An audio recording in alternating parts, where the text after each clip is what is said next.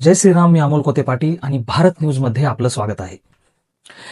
एका मोबाईल फोनची किंमत मानवी जीवापेक्षा, जन्म देणाऱ्या आई वडिलांपेक्षा, त्यांच्या प्रेमापेक्षा मोठी असू शकते का? छत्रपती संभाजीनगरमधील वाळूज MIDC परिसरातील 30 गावजवळच्या खवड्या डोंगरावर घडलेली घटना ऐकून प्रत्येक संवेदनशील माणसाच्या अंगावर काटा आला आणि डोळ्यात अश्रू उभे राहिलेत. 21 ऑगस्ट रोजी घडलेल्या या दुर्दैवी घटनेत एका हसत्या खेळत्या कुटुंबाचा क्षणात अंत झाला. 19 वर्षांचा तरुण कुणाल चांदगुडे, त्याचे 48 वर्षांचे वडील मुरलीधर चांदगुडे आणि आई संगीता चांदगुडे, एका क्षुल्लक हट्टामुळे हे तिघेही आज आपल्यात राहिलेले नाहीत. या संपूर्ण घटनेची सुरुवात झाली ती एका मोबाईल फोनच्या हट्टावरून. कुणालला iPhone 15 हवा होता. यावरून घरात वाद झाला. मुलाचा हट्ट इतका टोकाला गेला की तो थेट टोकाचं पाऊल उचलण्यासाठी सकाळी 10 वाजता खवड्या डोंगराच्या कड्यावर जाऊन उभा राहिला. एकुलत्या एका मुलाचा जीव धोक्यात आल्याचं समजताच आई वडील जीवाच्या आकांताने डोंगरावर धावले. तिथे तब्बल 3 तास एक थरारक आणि विदारक संघर्ष सुरू होता. कुणाल डोंगराच्या अगदी टोकावर उभा राहून वारंवार जागा बदलत होता. खाली स्थानिक नागरिक, पोलीस आणि अग्निशामक दलाचे जवान त्याला वाचवण्यासाठी धावपळ करत होते. जाळी लावण्याचा प्रयत्न करत होते. गावकरी कळवळून त्याला समजावत होते, अरे बाळा, आईकडे बघून तरी जग. परिस्थितीचे गांभीर्य ओळखून 30 गावच्या सरपंचांनी त्याला धीर देत म्हटलं, हे बघ, मी गावचा सरपंच आहे, माझ्याकडे फोन आहे, मी तुला iPhone 15 Pro घेऊन देतो, तू फक्त मागे ये.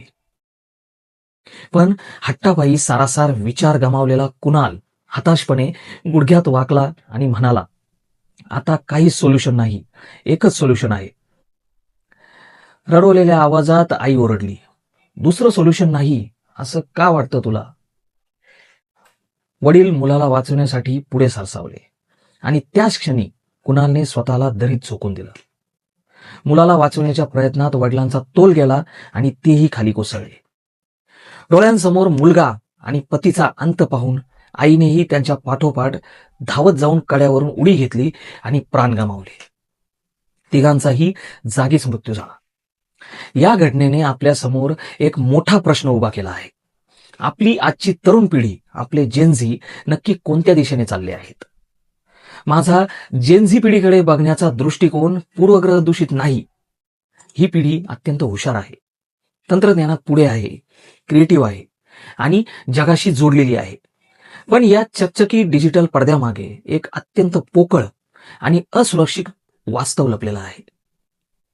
आजच्या पिढीमध्ये इन्स्टंट ग्रॅटिफिकेशन म्हणजेच तत्काळ सुख आणि व्हर्च्युअल व्हॅलिडेशनची इतकी भयंकर सवय झाली आहे की प्रत्येक गोष्ट एका क्लिकवर हवी असते. नाही हा शब्द ऐकण्याची आणि तो पचवण्याची मानसिक क्षमता आज संपत चालली आहे का, असा प्रश्न पडतो. आज सोशल मीडिया, रील्स आणि इंस्टाग्रामच्या आभासी दुनियेने तरुणांच्या डोक्यात एक विचित्र कल्पना भरवली आहे. हातात महागडा फोन असणं, ब्रँडेड वस्तू वापरणं म्हणजे एस्थेटिक, सक्सेस आणि स्टेटस असा एक खोटा दिखावा निर्माण झाला आहे. पण त्या महागड्या फोन मागे सामान्य मध्यमवर्गीय आई वडिलांचे किती घामाचे थेंब गळाले आहेत, त्यांनी स्वतःच्या कोणत्या इच्छा मारून मुलांना शिकवलंय, याचं भान आजच्या या जेनझी पिढीच्या मुलांना राहिलेलं नाही. सर्वात गंभीर बाब म्हणजे मानसिक कणखरतेचा अभाव. आयुष्यात एखादी गोष्ट मनासारखी झाली नाही की लगेच आता काहीच सोल्युशन नाही हा विचार मनात येतो. अरे, एक फोन न मिळणं ही आयुष्यातली इतकी मोठी अडचण कशी असू शकते की त्यासाठी जन्म देणाऱ्या आई वडिलांचा संसार उद्ध्वस्त करावा?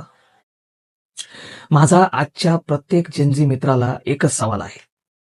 ज्या गॅजेटसाठी, ज्या फोनसाठी तुम्ही इतके टोकाचे पाऊल उचलता, तो फोन पुढच्या 1 वर्षात जुना होणार आहे, आउटडेटेड होणार आहे.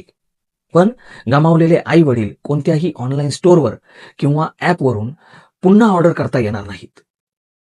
आई वडिलांच्या प्रेमाची आणि त्यांच्या त्यागाची किंमत अवघ्या एका इलेक्ट्रॉनिक स्क्रीनपेक्षा कमी झाली आहे का? या दुर्घटनेतून तरुणाईने आणि पालकांनीही धडा घेण्याची गरज आहे. पालकांनीही मुलांच्या हट्टापुढे मर्यादा ठरवायला हव्यात आणि त्यांना नकार पचवायला शिकवलं पाहिजे.